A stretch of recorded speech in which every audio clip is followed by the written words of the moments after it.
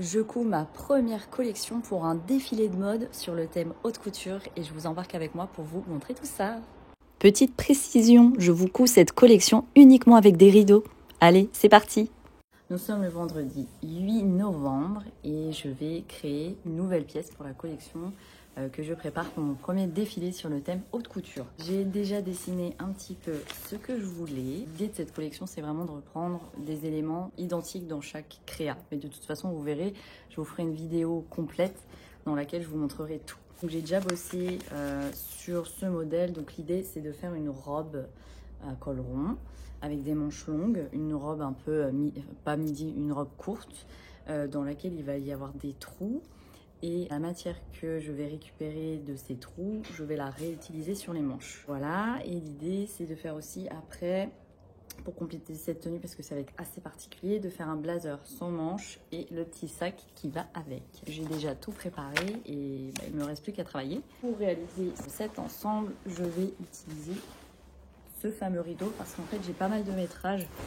Et là, il va me falloir quand même du métrage pour faire ça. Si vous arrivez en cours d'aventure, ce tissu est le 5e que je traite pour créer ma fameuse collection. Et comme à mon habitude, je place donc le tissu après avoir sélectionné le patron sur lequel je voulais travailler. En fait, c'est un qui existe déjà dans ma collection, mais je l'ai juste modifié pour l'adapter à ma création. Ensuite, je découpe les œillets et toutes les parties qui ne me seront pas nécessaires pour découper ma tenue. Et donc là, j'ai placé mon patron et me voilà partie pour le découpage de mes pièces.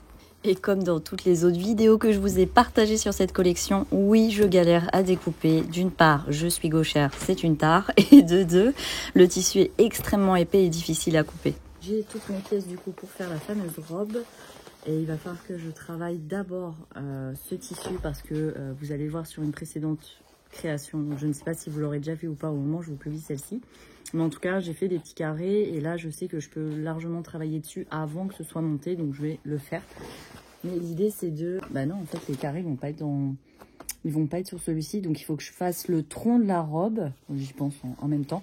Il faut que je couds le tronc de la robe. Je fais mon délire avec les trous. Et ensuite, je couds les carrés qui découleront des trous. Je sais pas si c'est clair. Là-dessus. Et ensuite, j'assemble la manche à la robe. J'ai terminé la première étape de découpe pour la robe. Et maintenant, je vais passer à l'étape couture. J'ai fait le choix d'assembler mes pièces, non pas avec des ourlets à l'anglaise comme je le fais traditionnellement dans mes collections, mais là avec une couture normale que je vais ensuite surfiler parce que je voulais vraiment me laisser la possibilité d'avoir de la fluidité dans le vêtement. Je ne sais pas comment vous expliquer, mais en tout cas, l'ourlet à l'anglaise peut prendre un peu de marge, enfin prend même de la marge du tissu et du coup, ça le rend moins fluide pour ce que j'ai envie d'en faire en fait. Alors voilà du coup la première partie de la robe. Bon, il faut que je repasse. Et l'idée, comme je vous ai expliqué, c'est d'ici à ici, je vais venir découper des carrés pour être en cohérence avec l'autre création. Et en fait, je mettrai les robes et je finirai le col. Je mettrai les robes. Je mettrai les manches et je finirai le col après. Mais en fait, je vais mettre les manches plus tard parce que j'ai besoin des petits carrés pour travailler les manches. Alors, comme je vous expliquais, l'idée, c'est de venir faire un biseau comme ça grâce aux carrés et de réutiliser après les carrés sur les manches.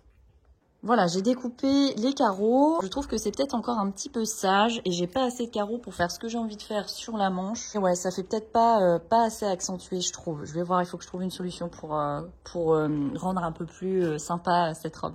En essayant la robe comme ça, oui, le look est très sympa. Non, je déconne.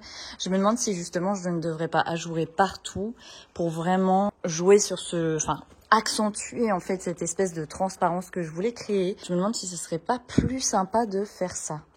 Le problème, c'est qu'il faudrait que je fasse des sous-vêtements avec ce rideau et vu ce que j'ai prévu à côté, je n'ai pas assez de tissu.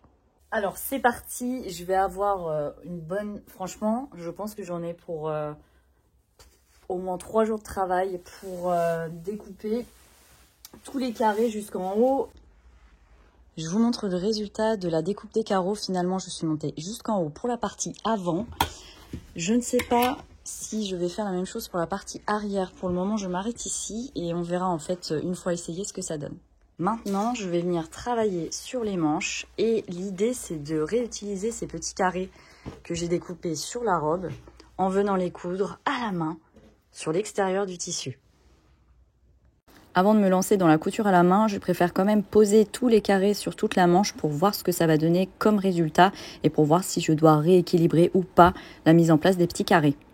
Une fois les emplacements déterminés, je vais donc passer à la couture qui sera manuelle et donc chaque carré sera cousu à la main.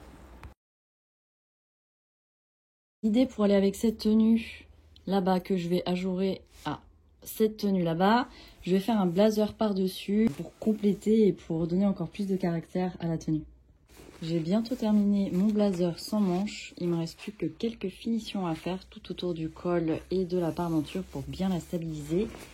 Et j'ai eu l'idée de faire une bande de couture pour qu'en fait à terme cette partie-là se dépouille aussi comme sur les manches. Mais le résultat est vraiment canon, j'adore. Alors, j'ai mis un vêtement noir parce que je suis colorée et si je vous montre ma tenue, ça va vraiment pas... Enfin, on va pas se rendre compte du truc. Bon, bref, c'est pas la question. Voilà le résultat. C'est vraiment hyper sympa. Pour vous expliquer sur les manches, j'ai fait un point de couture pour que ça se dépouille. Idem sur tout le bas de la veste, j'ai fait juste un point de couture pour qu'à la fin, ça s'effiloche et que ça donne un effet complètement déstructuré. J'aime trop. Alors, voilà ce qui me reste en tissu pour la fameuse tenue dans ce tissu-là. Du coup, l'idée, comme j'ai travaillé sur une robe qui est plutôt transparente, l'idée, c'est de créer un sous-vêtement. Donc, je vais faire une culotte taille haute dans le tissu. Le patron de la culotte haute a été très facile à réaliser et en plus, ça me laisse vraiment de quoi faire cette création puisque, comme vous le voyez, j'ai quand même encore pas mal de tissu. Je positionne donc le tissu dans le bon sens. Je tiens à garder le pli du tissu justement pour poser mon patron et en fait faire une pièce. Je place mon patron et ensuite je vais découper.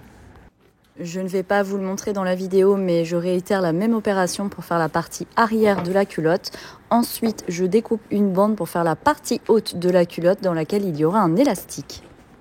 Je vous laisse écouter tranquillement le doux son du ciseau qui découpe le tissu.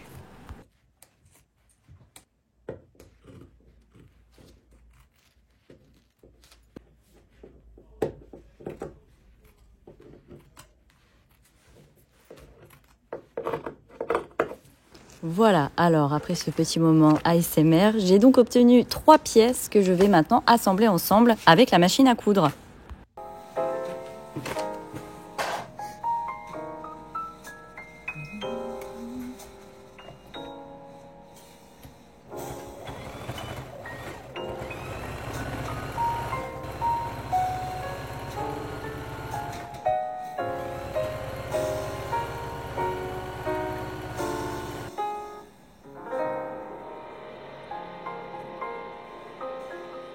Bon, petit problème, elle n'est pas du tout finie, hein, mais je m'arrête là en fait, parce que comme c'est pas un tissu élastique, finalement la taille ne va pas du tout.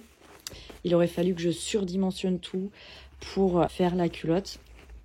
Donc je vais arrêter là et je vais voir si je continue ou pas parce que je vais être en manque de tissu et je voulais faire encore quand même un accessoire assez sympa avec ce tissu, donc je vais réfléchir.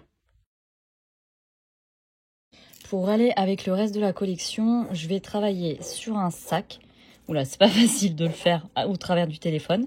L'idée, c'est de venir coudre les petits carrés pour avoir une cohérence en fait avec le reste de la tenue et faire un rappel des manches. Je vais m'atteler à ça. Il va me rester assez de tissu et j'avais récupéré en fait tous les petits carrés. Je vais avoir de quoi travailler ce petit sac.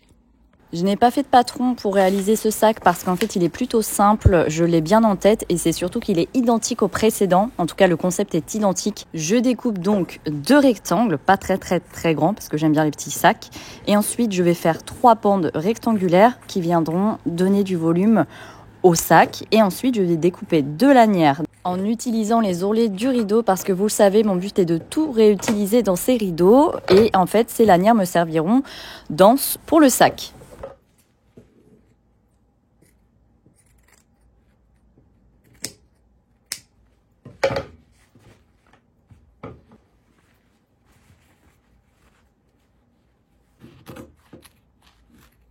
Comme pour les manches, je fais un premier essai en plaçant comme ça les petits carrés sur le sac pour voir comment je peux équilibrer en fait l'ensemble.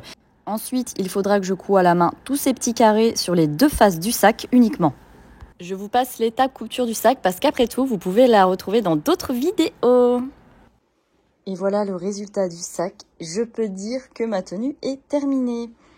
Pour vous expliquer, ici, j'ai repris exactement le même système que sur la veste. C'est-à-dire que l'idée, c'est qu'à terme, cette partie-là se dépouille. Allez, je vous montre le résultat.